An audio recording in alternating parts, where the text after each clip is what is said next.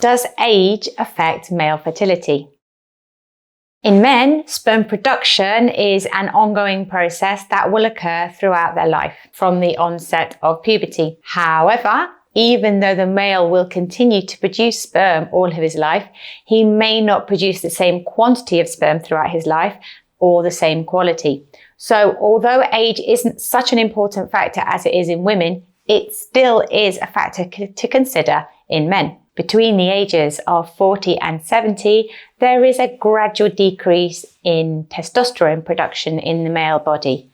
As testosterone is important for sperm production, we can see a decline in the production of the quantity of sperm and the quality of sperm in terms of its morphology and its motility.